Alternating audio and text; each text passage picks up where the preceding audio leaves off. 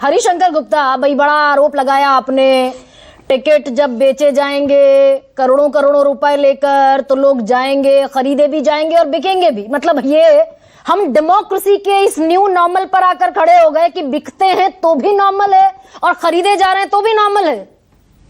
तो गरिमा जी, ये आरोप किसने लगा दिया हमारे यहाँ से? राजा वडिंग का बयान है। देखिए ऐसा है, मैं एक बात पहले ये कह दूं, मुझे बड़ा विश्वास था कि आपके चैनल पे बाकी चैनलों की तरह से आरएसएस के 3 आदमी आते हैं। एक तो प्रवक्ता आते हैं, एक विश्लेषक के आते हैं, एक दूसरे आदमी आते हैं। लेकिन आज के चैनल पे बीजेपी का और आरएसएस का कोई आदमी नहीं आज आया। ये बड़ी अजीब बात। बैठे हैं रोहन गुप्ता?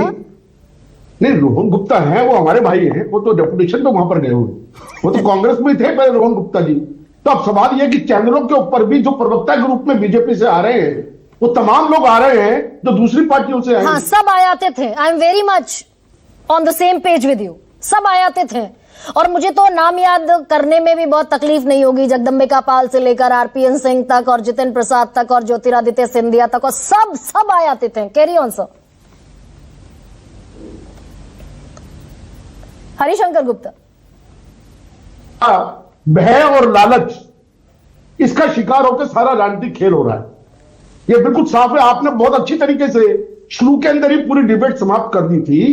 जो आपने विश्लेषण किया है उसके हिसाब से भय और लालच जो है वो हो गया है। और आज में मतलब भाजपा नाम की कोई चीज रह नहीं गई है।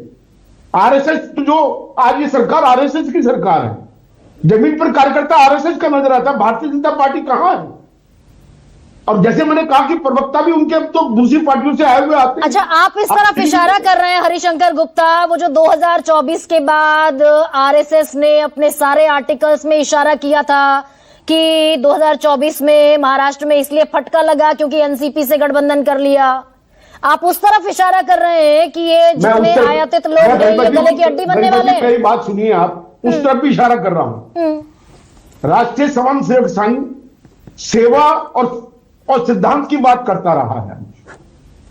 और एक समय था जब अटल बिहारी वाजपेयी थे, मुरली मनोहर जोशी थे, अडवाणी जी थे, तब ये बात चलती हुई थी। ऐसा बात नहीं है, उसका पालन भी हुआ करता था। लेकिन आज क्या है? आज आरएसएस भी ये सरकार तमाम सत्ता का खेल जो चल रहा है ये आरएसएस ही चला रहा है। आरएसएस की पार्टी को नाम बदल देना चाहिए। हमारे यहाँ अखिल भारतीय विद्यार्थी परिषद तमाम विश्वविद्यालयों में होता है, एबीवीपी के नाम से लड़ता है। वो फ्रंट ऑर्गेनाइजेशन है छात्रों की आरएसएस की।